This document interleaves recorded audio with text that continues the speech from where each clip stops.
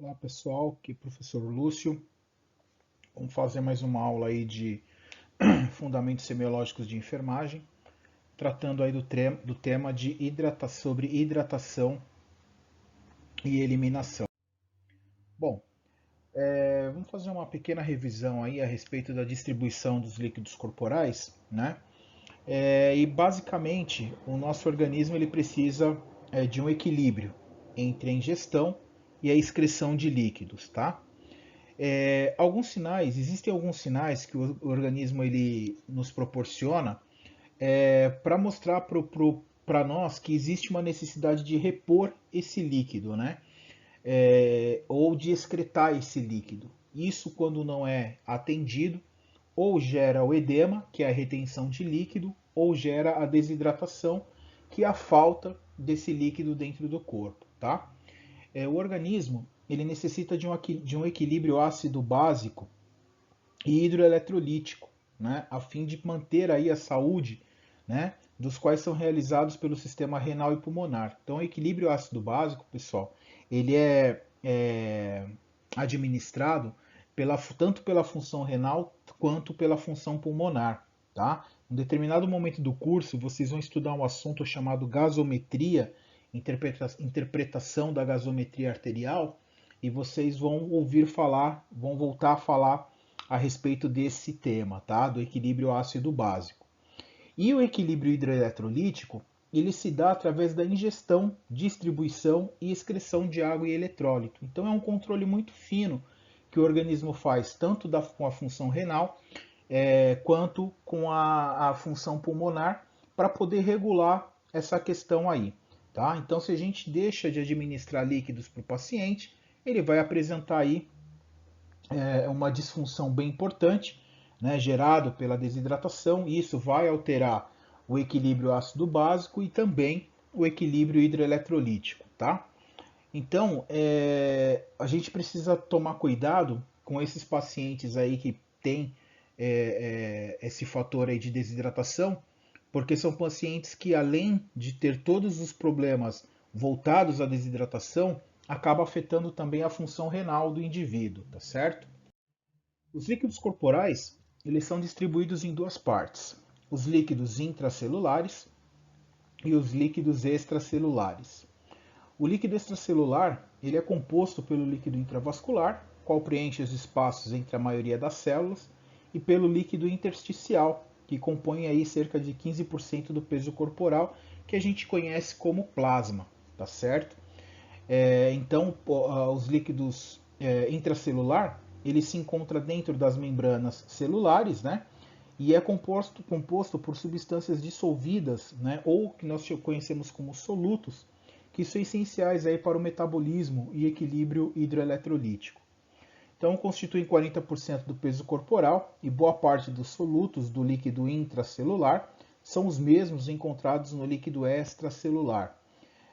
Então, por exemplo, quando a gente estuda potencial de ação, nós vemos que existe dentro da célula potássio, a célula em repouso. Dentro tem potássio, fora está o sódio. Então, diante de um potencial de ação, diante de um estímulo, entra sódio, sai potássio. A célula volta para o repouso, volta todo mundo para o seu lugar. Então, existe uma troca entre o meio intracelular e o meio extracelular dessas substâncias aí. Tá? Por isso que a gente precisa ter um equilíbrio, porque quando o indivíduo tem falta, por exemplo, ele tem uma depressão de potássio ou mesmo de sódio, né, uma hipocalemia ou uma hiponatremia, as funções neurológicas desse indivíduo são afetadas. Né? Isso decorre também da desidratação. Né? Então, quando a gente atende idosos, principalmente idosos, crianças também, que passam por esse processo de desidratação, o que está acontecendo no organismo é isso, né? Está faltando sódio, está faltando potássio, está faltando líquido para auxiliar nesse transporte aí de solutos, e aí a gente acaba tendo uma série de problemas, ok? Os líquidos corporais eles são compostos por eletrólitos, minerais e por células, tá? Então, os fluidos são compostos, né, tanto do líquido intracelular quanto extracelular, eles são compostos aí por eletrólitos. que são elementos dissolvidos em água, né? E que dissociam-se em íons, sendo capazes de conduzir uma corrente elétrica, como eu falei do potencial de ação. Né? Então, quando tem sódio, carga positiva, potássio, carga negativa, quando eles trocam de lugar, tem uma alteração de voltagem, dispara-se uma corrente elétrica e a gente tem o potencial de ação. Tá? Então, esses eletrólitos, eles são componentes aí fundamentais no organismo e são responsáveis pela função neuromuscular, como eu já disse, pelo equilíbrio ácido-básico. Os minerais, que são componentes constituintes dos tecidos e fluidos corporais, com importância de manutenção também dos processos fisiológicos. Né? Eles atuam como catalisadores, eles aceleram uma resposta nervosa. Né? Quando a gente fala de catalisar, nós estamos falando de acelerar uma determinada resposta. Né? Na concentração, por exemplo, na contração muscular e no metabolismo aí dos nutrientes contidos nos alimentos. Tá? E por último, nós temos as células, que são as unidades funcionais básicas do sangue, né, do tecido vivo, e nós podemos citar as células vermelhas e as células brancas do sangue, tá certo? E a movimentação dos líquidos corporais, eles não são estáticos, né, eles mudam de um lado para o outro, com o intuito aí de facilitar os processos corporais, como qualquer resposta e alguma doença à terapia medicamentosa, por exemplo. Então, essa movimentação ela depende da permeabilidade da membrana. E aí nós temos o processo de difusão, que é um processo em que a matéria sólida de um meio mais concentrado ela passa para um meio de menor concentração, como vocês observam aí na imagem. Sempre para ilustrar, quando eu falo de difusão, eu chamo a atenção para o vagão do metrô. Quando a gente entra no vagão do metrô que está lotado, qual que é a nossa intenção? Ir para um vagão que está mais vazio. Né? Então as pessoas tentam se movimentar para um lugar que está menos concentrado. Tá certo? Então, só para ilustrar aí o que é o processo de difusão. Em relação à movimentação do líquido, né, o movimento da água, é o processo chamado de osmose, que ocorre através da membrana semipermeável, ocasionado por diferença na pressão osmótica. Então, olha só, a osmose é o movimento da água, né, para que ocorra um equilíbrio, tá certo, entre o meio mais concentrado e um meio menos concentrado. Então, você imagina que o indivíduo está desidratado, está com pouca quantidade de líquido no seu organismo. Como é que está o sangue desse indivíduo?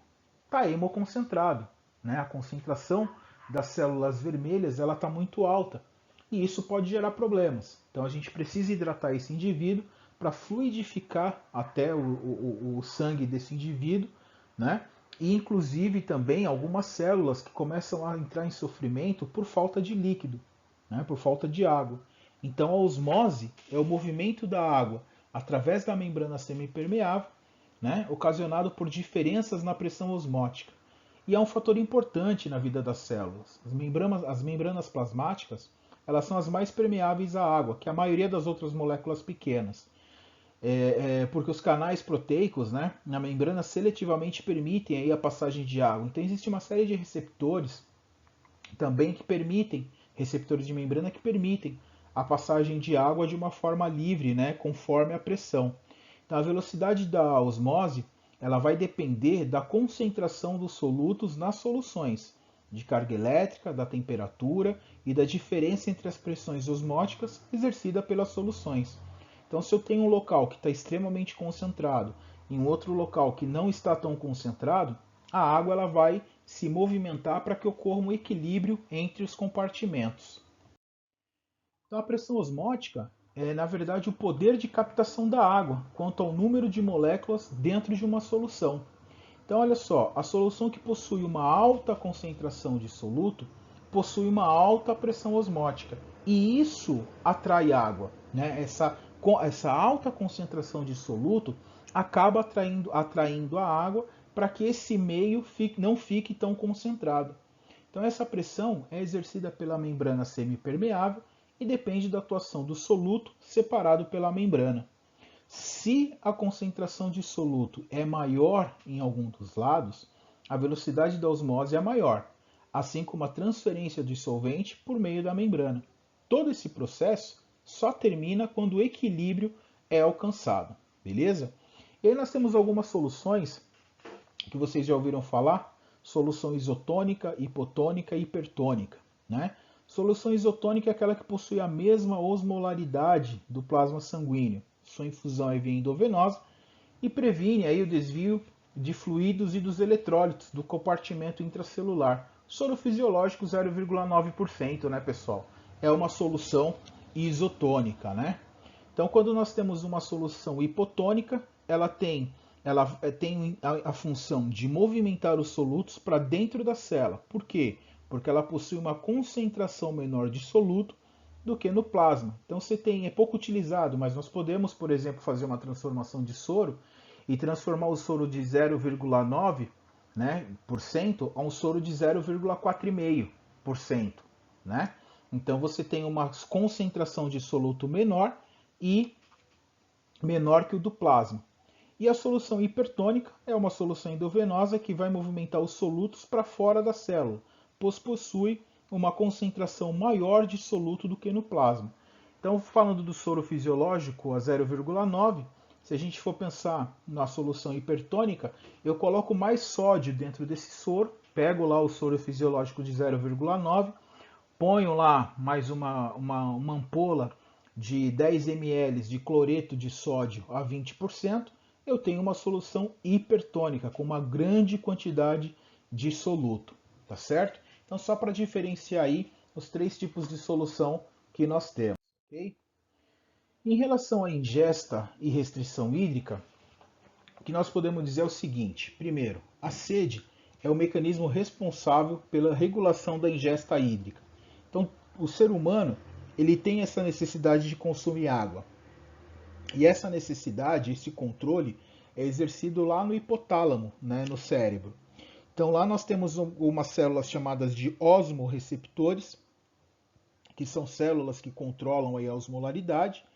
E quando uma grande quantidade de líquido é perdida, então o camarada fez uma atividade física, suou bastante, perdeu bastante líquido durante a atividade física. O indivíduo que sofreu um trauma músculo-esquelético, perdeu muito sangue, ele teve uma amputação de membro, perdeu muito sangue. O idoso que está dias, que fica nos locais por aí, nas casas, nas residências por aí, que chegam a ficar dias sem tomar água, ou de repente as pessoas que cuidam dão uma quantidade muito pequena de água que não se satisfaz a necessidade corporal. Enfim, qualquer que seja a perda, a perda desse líquido, o organismo ele ativa o centro da sede através desses receptores aí, desses osmorreceptores. E além disso, ocorre também o ressecamento da mucosa oral e faríngea, que é um achado no exame físico, quando a gente vai fazer a avaliação física, né? O exame físico, nós observamos aí a mucosa oral e faríngea desse indivíduo. Então muitas vezes você olha, vai estar super ressecado, chega a estar até esbranquiçado por falta de hidratação, né? Sem contar o turgor cutâneo, que nós vamos ver o que é esse turgor cutâneo no laboratório. A pele se torna ressecada, né? Ela se torna uma pele ressecada, uma pele quebradiça, né? Uma pele que qualquer coisinha a gente põe a mão, ela já arrebenta, muitas vezes faz uma lesão de continuidade só de tocar, por conta do indivíduo que muitas vezes está desidratado ou ele se encontra num edema muito grande também, essa pele acaba se rompendo, né, e acaba extravasando líquido do membro desse indivíduo. Tá? Então a água ela pode ser obtida através de alimentos, como frutas, carnes, vegetais, e a partir aí da oxidação de substâncias desses alimentos durante a digestão. Né? Então a água ela pode ser obtida através também da alimentação, né? Porque existem indivíduos que nós vamos ver daqui a pouquinho que eles não podem, eles têm uma restrição hídrica, né? Então assim, ele quer tomar água, mas a gente precisa controlar, porque a água também está envolvida nos alimentos, tá certo? Então, a ingestão de líquido exige uma atenção especial, né? Principalmente, pessoal, volto a falar, idosos e crianças são mais suscetíveis aí à desidratação, né? Então, muitas pessoas, quando chegam numa determinada idade da vida, né, na fase idosa, ou mesmo por acometimento de alguma patologia, ela é incapaz de satisfazer essa necessidade da sede. Se a gente não oferecer água, o indivíduo ele não vai conseguir tomar essa água, né? Principalmente pessoas acamadas, por exemplo. Se você não ofertar água, o camarada não vai tomar água, não tem jeito. Né? E aí traz lá para o pronto-socorro porque ele não está tomando água faz dias. Não é que ele não está tomando, é só ofertar. Se ofertar água, o indivíduo vai tomar. Né? Então, existem alguns casos, em contrapartida, né, existem alguns casos que necessitam de restrição da ingesta hídrica e de líquidos no geral. Por exemplo, paciente que tem problema renal, insuficiência renal crônica ou mesmo aguda, né, ou ele tem uma insuficiência cardíaca congestiva, o coração dele é grande, ele não consegue bombear de forma adequada e esse líquido acaba se acumulando pelo organismo de uma maneira geral, tá certo? Então é uma situação extremamente complicada. Quando você fala de restrição hídrica, normalmente os pacientes eles são muito teimosos, são muito resistentes a essa restrição hídrica, né? Então a gente precisa fazer com que esse paciente entenda o problema dele, né, e ajudá-lo nesse sentido. Então assim, não dá para ofertar muita água durante todo o dia, então a gente coloca aí um determinado horário para esse paciente ingerir líquido, né? A gente estipula uma quantidade de líquido para ele ingerir, né? E os horários, inclusive. Então a gente procura dar uma quantidade maior entre 8 e 16 horas, uma quantidade um pouco menor das 16 às 23 e a partir das 23 até as 8 horas o consumo normalmente é menor, porque o paciente provavelmente vai estar dormindo, então a gente não oferta muita água para ele, tá? Então precisamos tomar bastante cuidado com essa relação aí, com essa questão de restrição hídrica, porque os pacientes são muito, principalmente se o paciente for diabético, né, e ele tiver com a diabetes descompensada, ele vai sentir muita sede. Então ele vai pedir água, ele vai bagunçar a vida da gente porque ele quer tomar água de qualquer jeito. Porém, de repente esse rim não está filtrando direito, né? Esse rim tá insuficiente, esse líquido vai se acumular em algum lugar. E nós não queremos isso. Se o coração está insuficiente, que é o caso da insuficiência cardíaca congestiva, então nós não queremos que ele acumule líquido dentro do organismo. Então eu preciso ter um controle entre aquilo que ele está ingerindo e aquilo que ele está eliminando. Ok? Então, dentro dos padrões de eliminação urinária, ele vai depender diretamente de alguns órgãos: rins, ureteres, bexiga e uretra. Né? Então a gente vai falar rapidamente aí a respeito de cada um desses rins. Então quando a gente fala de sistema renal, estou falando de sistema renal, estou falando de rins, ureteres, bexiga e uretra, tá certo? Então os rins, eles são órgãos pares, têm o formato de feijão, possuem uma coloração vermelha alaranjada, né? E acima de cada um desses rins localiza-se uma glândula chamada de adrenal, né? Porém, ela não está diretamente ligada ao sistema urinário. Ela se localiza, as glândulas suprarrenais se localizam acima dos rins, porém, elas não participam aí ativamente do sistema renal, do sistema urinário, tá? Então, qual é a função do rim? Filtração das escórias, né, dos produtos produzidos pelo metabolismo. Então os rins, eles são um filtro, né? Um filtro que vai purificar o sangue, tá certo? Então tudo aquilo que é metabólito, aquilo que é escória, aquilo que o sangue, que o organismo não vai mais reaproveitar, é filtrado pelos rins, tá certo? E eliminado do organismo através da urina, tá? E aquilo que o organismo precisa reter, como água, por exemplo, e alguns outros sais minerais, né, algumas outras substâncias, elas são reaproveitadas também. Então o rim ele é um filtro, tá certo? E aí tem o caminho, né, que o sangue faz, né, para poder ser filtrado, tá certo? Então aproximadamente, pessoal, olha só, 25% do débito cardíaco circula diretamente através dos rins. E cada um deles possui aproximadamente 1 milhão de néfrons, que é, na verdade, a unidade funcional do rim. Então, o néfron são as células que são as células principais funcionais do rim, né? E onde se forma a urina. Né? Já ouviram falar de nefrolitíase, nefropatia?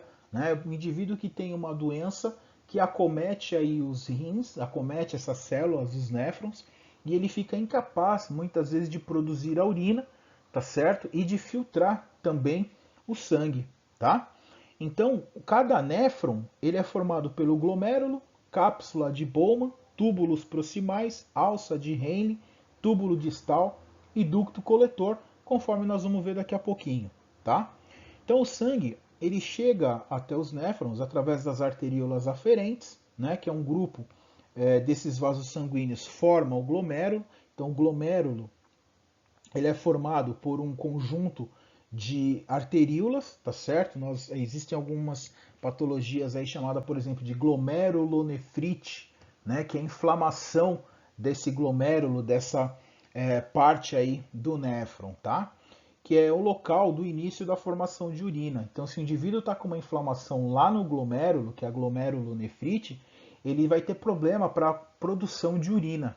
E aí, como é que fica o organismo desse indivíduo? Ele não consegue produzir a urina, não consegue filtrar o sangue, e esse sangue vai se tornar tóxico, o indivíduo começa a apresentar uma série de problemas aí, tá certo? Então, esses capilares, eles são porosos, permitem a filtração de algumas substâncias como aminoácido, né, os principais eletrólitos, e da água para dentro da cápsula de Bowman. Após o filtrado deixar o glomérulo, ele passa nos ductos e túbulos coletores, onde a água e algumas substâncias, olha só, são seletivamente reabsorvidas para dentro do plasma, tá certo? Então existe uma seleção daquilo que pode ser reabsorvido e daquilo que é excretado. E esse controle é feito pelos néfrons que formam. Então aqui eu faço um corte, nessa figura em corte aqui, mostrando para vocês, ó, os vasos sanguíneos aqui na região cortical do rim, tá certo? Aqui, ó, a veia renal, né, o nervo renal, e aqui em vermelho a artéria renal. Então essa artéria, ó, ela se ramifica para dentro da camada cortical do rim, tá certo? Aqui nós temos a região dos cálices, né, das pirâmides, tal, papila, né? Coluna aqui, ó, coluna renal, córtex, tá vendo? Aqui nós temos o ureter. Então toda essa região aqui, ó, onde eu estou passando a seta, é onde se encontram os néfrons, né? Então eles vão produzir a urina, essa urina vai ser coletada, ó, por esses coletores aqui, que vão transportar para o ureter, ok? Então olha só, peguei o rim, cortei um pedacinho do rim para mostrar para vocês o néfron. Então aqui, ó, é a cápsula glomerular. Esse aqui que é o glomérulo, né? Aqui dentro da cápsula glomerular existe o glomérulo, que esse indivíduo aqui, ele costuma inflamar também, né? Dá uma inflamação aqui e aí o indivíduo ele fica com dificuldade para produzir urina, tá certo?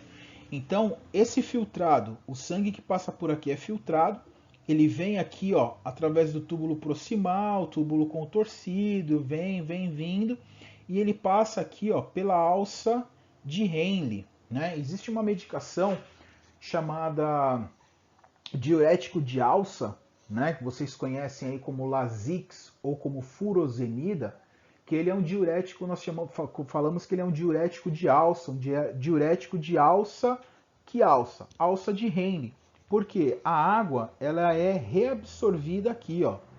Então, se eu não quero que essa água seja reabsorvida, eu vou entrar com uma substância, com um diurético, que vai permitir que essa água vá embora, que ela não volte para o organismo, né? Então, o Lasix ele vai estar agindo aqui, ó, na alça de Henle, né, permitindo que a água seja excretada. Isso diminui o edema, isso diminui a quantidade de líquido dentro do organismo do indivíduo. E aqui nós temos o túbulo coletor, que depois vai lá para aquelas estruturas iniciais dos ureteres para ser eliminada. Beleza? Então aqui uma outra imagem do glomérulo, né? Então a arteríola da artéria renal ela entra por aqui, né? Ela se ramifica, entra por aqui, o processo de filtração começa aqui dentro. Aqui nós temos a cápsula de Bowman, né? E aqui o glomérulo propriamente dito. Então o filtrado acontece aqui, né? E vem para esse ducto aqui, ó, que é o túbulo renal, né? Vem para essa estrutura aqui, ó.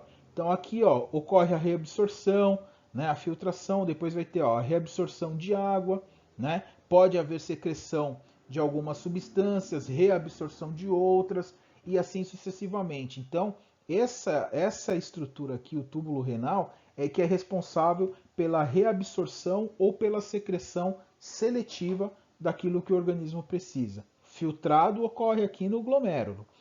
E o trabalho de reabsorção e de excreção começa aqui através do túbulo renal. Tá?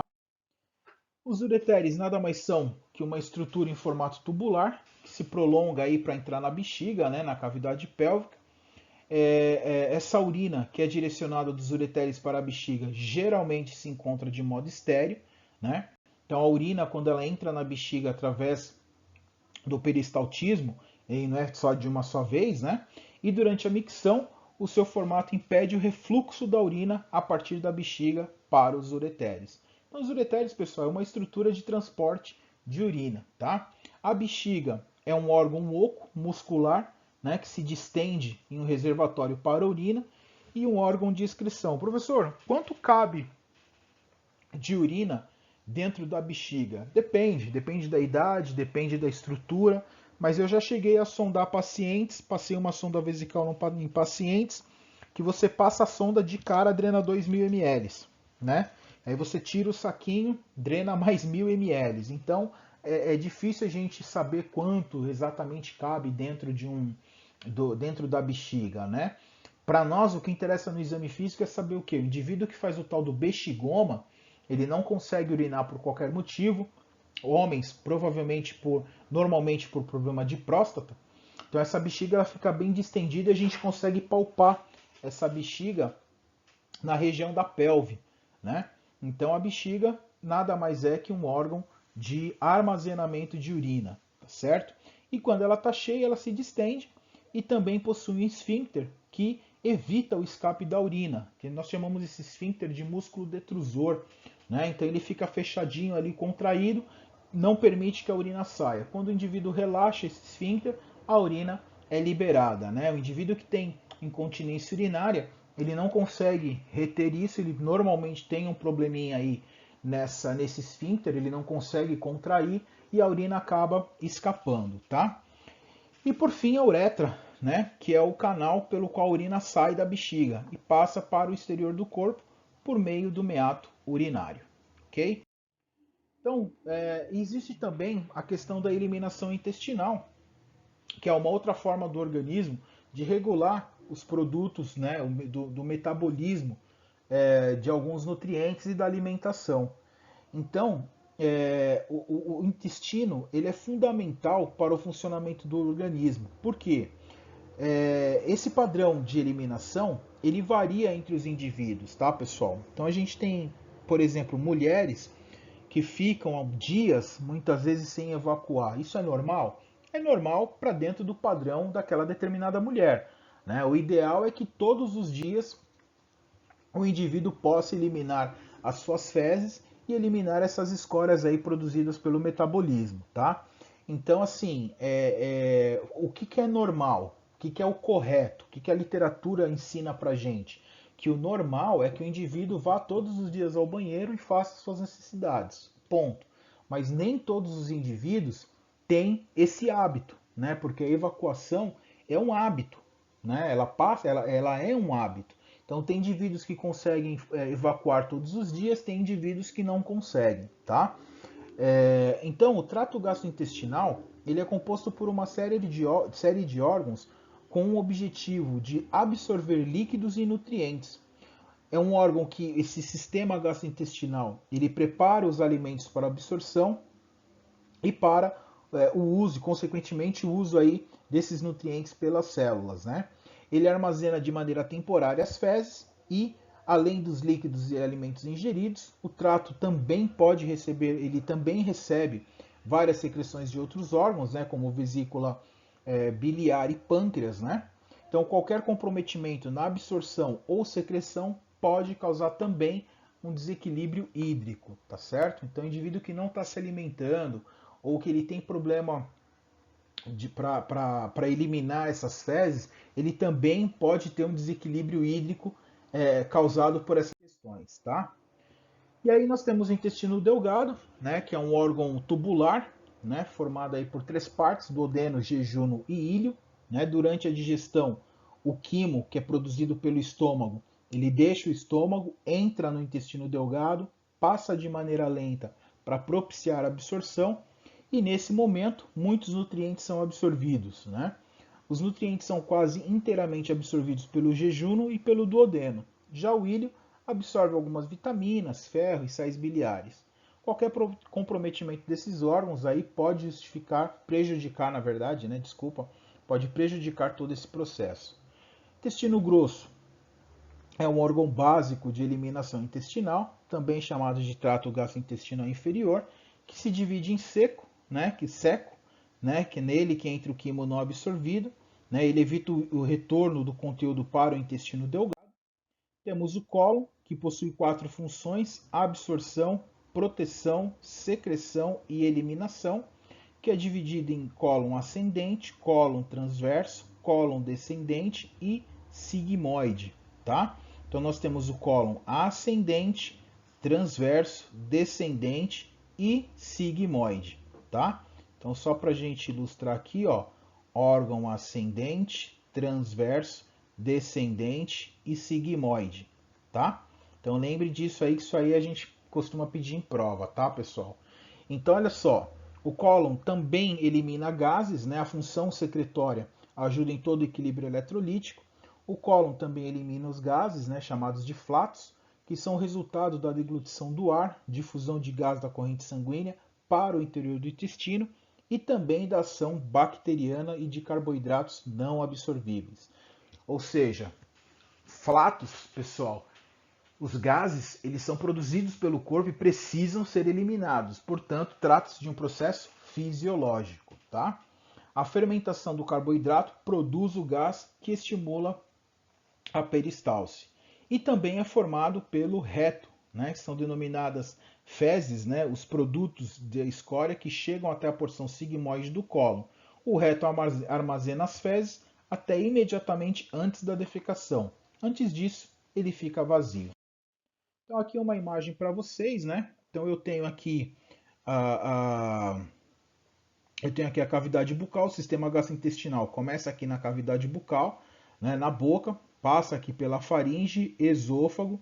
Então aqui ocorre a mastigação, a preparação do alimento. Aqui entra algumas enzimas como a amilase, por exemplo, né, que vai preparar o alimento para ser digerido. Esse alimento ele vai ser transportado através do esôfago, né, que é só um órgão de passagem, tá certo? Então aqui nós temos um esfíncter esofagiano superior, esfíncter esofagiano inferior, né? Então nós temos aqui a descida do alimento até o estômago, tá certo? Onde ocorre a transformação desse alimento em quimo, tá certo? Que nada mais é o quimo, nada mais é que uma mistura. Esse alimento ele é digerido, sofre a ação de uma série de enzimas, que não vou entrar no detalhe aqui com vocês, enzimas pancreáticas, enfim, uma série de enzimas, ação da bile, ocorre a ação de uma série de enzimas aí para triturar, para diluir esse alimento, e esse alimento passa aqui, ó, pelo duodeno, né? Vem aqui para o intestino delgado, onde ele sofre toda a transformação aqui no intestino delgado, e aqui do intestino delgado ele vem para o cólon descendente, onde ocorre a absorção, continua o processo de absorção de água, formação das fezes, as fezes vão sendo, esse alimento, esse restante de alimento, ele vai sendo transportado através do peristaltismo, através aqui do cólon ascendente, passa para o cólon transverso, vem para o cólon descendente, e quando ele chega aqui no reto, né, as fezes ficam armazenadas aqui até o momento da eliminação através do ânus, tá? Então, o indivíduo que apresenta fezes muito endurecidas, por exemplo, que ele tem o chamado fecaloma, né, fecaloma, que são fezes endurecidas, e ele sente uma dificuldade muito grande em eliminar essas fezes. Normalmente isso ocorre por falta de água, né, por falta de hidratação. Então, o indivíduo que faz o fecaloma, ele tem uma dificuldade absurda de eliminar as fezes, sofre muito para eliminar as fezes, às vezes precisa até de um procedimento cirúrgico para poder tirar essas fezes aí, né? E em algum momento da vida vocês vão ouvir falar no fazer o toque, né? Faz o toque lá na ampola retal e retira a gente acaba retirando as fezes com os dedos, né, para ajudar esse paciente. Aí você retira as fezes parecem verdadeiras pedras. E esse não é um procedimento realizado pelo enfermeiro, tá, pessoal? Antigamente o pessoal costumava fazer isso, né? Algum tempo atrás, você pega técnicos e enfermeiros mais antigos, aí o pessoal costumava fazer esse toque retal e retirar as fezes aí do ânus do paciente. Só que isso pode gerar problema, né? Então nós não temos formação para isso. Eu particularmente não faço esse tipo de procedimento, né? É um procedimento que o médico precisa fazer, porque se você não souber tocar e não souber manipular essa região, você pode causar lesão no indivíduo e pode piorar o problema. Então o indivíduo está com fecaloma, a gente pede lá para prescrever um Clister, pede para prescrever lá um Flitinema, né, para amolecer essas fezes que estão na ampola retal e ajudar o indivíduo a eliminar isso aí, tá? Então, só para ilustrar, pessoal, que o sistema gastrointestinal ele é extremamente importante, é um sinal para a gente também, né, de que o indivíduo está num bom estado de hidratação e num controle aí, hídrico desse indivíduo, beleza? E aí nós temos para finalizar o cálculo do balanço hídrico, né? Que muita gente morre de medo de fazer balanço hídrico, que é difícil fazer balanço hídrico. Então, pessoal, para resumir a história, balanço hídrico é o resultado daquilo que o indivíduo ingeriu de líquido, seja soro fisiológico, água, alimentação, danoninho, Yakult, não interessa o que esse indivíduo ingeriu. Tudo o que ele ingeriu, isso é anotado numa planilha, né? Então existe uma planilha lá no prontuário do paciente que a gente anota tudo aquilo que ele recebeu. E também vai anotar tudo aquilo que ele perdeu. Então, através da urina, fezes, enfim, ganhos e perda. O resultado disso vai ser o nosso balanço hídrico, que pode ser positivo, no caso, sempre que for um balanço hídrico positivo, significa que o indivíduo perdeu o líquido, né? Significa que ele eliminou líquido. E quando for negativo, balanço hídrico negativo, significa que ele teve uma retenção daquilo que ele ingeriu, tá? Normalmente, paciente que tem balanço hídrico, paciente de UTI, paciente mesmo na enfermaria que tem insuficiência cardíaca congestiva e está descompensado, paciente com insuficiência renal também é um paciente que a gente faz balanço hídrico, tá? Então, esse é o balanço hídrico, na verdade, é um parâmetro entre aquilo que é ingerido e aquilo que é eliminado, tá? Então, o que a gente considera como ganho? Olha lá, ó, dieta por via nasoenteral ou gastroenteral ou por ostomia, água, tá vendo, ó, né? Sopa, chá, suco, Danone, Yakult, seja lá o que for, medicação também entra como ganho, soro, medicamento com diluição, ó, até sangue, se ele estiver recebendo sangue, entra também como balanço hídrico. Olha lá, nutrição parenteral, que é privativo nosso, é só enfermeiro que instala, né? Então tudo isso é ganho, tudo aquilo de líquido que entrar no paciente, a gente vai considerar como ganho, né? Deixa eu só apagar aqui, porque isso aqui depois fica ruim para vocês estudarem. E o que nós consideramos como perda, né? As perdas, pessoal, são as eliminações, como urina, fezes líquidas e semilíquidas, vômitos, drenagem, produto de drenagem, enfim, tudo aquilo de líquido que sair do paciente. E aí vocês me perguntam, professor, e o suor? A gente consegue medir o suor? Não, a gente não consegue medir o suor, mas a gente faz uma anotação. O paciente apresentou sudorese intensa, né? Então a gente sabe que ele também teve uma perda de líquido aí por conta da sudorese. E aí na folha de controle nós vamos anotar as perdas e os ganhos do paciente dentro, ó, de um período de 24 horas, né? Então esse cálculo não é um cálculo que você vai ter que estar fazendo toda hora, não. Isso é fechado dentro de 24 horas. Algumas instituições falam para a gente fazer aí uma anotação a cada 6 horas, né, dependendo do plantão, mas de maneira geral, dentro de 24 horas, tá certo? Então olha lá, ó. O paciente teve 1.200 ml de ganho e 1.000 ml de perda, após a soma dos valores nas 24 horas. Subtraindo o ganho da perda, nós vamos ter o resultado de 200 ml. O que significa esses 200 ml? Olha o que eu deixo aqui para vocês, ó. Ele teve um balanço positivo, pois o paciente teve mais ganhos do que perda, né? Então, ó, ele teve 1.200 ml de ganho e ele teve 1.000 ml de perda, né? Então eu tenho um balanço positivo, tá certo? E a gente, ou seja, ele ganhou mais líquido do que ele perdeu. Então isso é ruim, isso é bom? Depende da patologia, depende do estado clínico do paciente. Vamos imaginar que eu tenho um paciente com insuficiência cardíaca congestiva e o camarada está em anasarca. Ou seja, ele está totalmente edemaciado, ele está com o organismo dele todo cheio de líquido. É bom para ele ter um balanço positivo? Não é bom. Ele precisa eliminar líquido, ele precisa perder mais líquido, né? Então eu tenho que dar um jeito dele perder mais do que ele ganha. Então eu vou entrar com diurético, vou entrar com algumas outras medidas para que ele possa eliminar uma grande quantidade de líquido, tá certo? Eu posso manter, ó, esses 1.200 ml por dia, tá certo? Mas eu tenho que dar um jeito de fazer com que ele tenha uma perda maior por conta da patologia dele, tá bom? Temperatura corporal também é um fator aí que a gente precisa avaliar, né? Então, o nosso corpo, ele tem uma temperatura média aí entre 36 e 37,5, tá? Que é denominado de normotermia ou eutermia, né? Os seres humanos são homeotermos, isto é, possuem a capacidade de regular a sua própria temperatura corporal. Como que a gente faz isso, pessoal? Como que se regula a temperatura corporal? O indivíduo, quando ele tem um aumento da temperatura corporal, ele tende a apresentar sudorese, por exemplo, que é uma forma do organismo eliminar calor e diminuir essa temperatura. Quando o indivíduo está perdendo temperatura, o organismo também cria mecanismos para reter essa temperatura, por exemplo, através da vasoconstrição. Né? Então o organismo faz vasoconstrição no sentido, acelera até o metabolismo, no sentido de reter calor.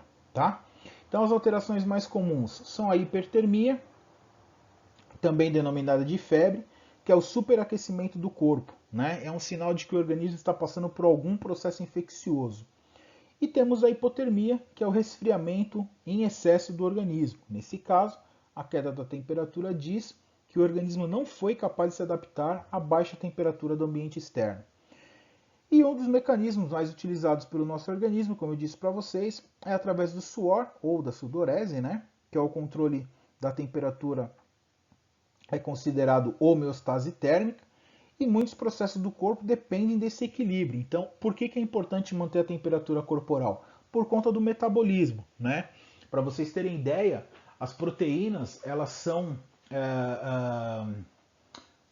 produzidas, né? Elas são utilizadas por conta da temperatura. Então, eu preciso ter uma determinada temperatura para que essas enzimas, algumas enzimas sejam ativadas, para que algumas proteínas sejam aí produzidas, né? Então é por isso a importância da temperatura, por conta do metabolismo de uma maneira geral. Então eu deixo alguns exercícios para vocês, esses exercícios já estão aí com as respostas, como eu sempre costumo deixar, tá, pessoal? E eu vou deixar também para vocês, eu vou postar para vocês daqui a pouquinho algumas atividades, e aproveitando que vocês estão aí, nós estamos aí em recesso por conta do isolamento social. Vou deixar essas questões aí para vocês responderem lá no AVA e vou colocar já até uma data para vocês entregarem para mim. Provavelmente eu vou pedir isso para a semana que vem. Tá bom, pessoal? Obrigado pela atenção mais uma vez. Até a próxima aula.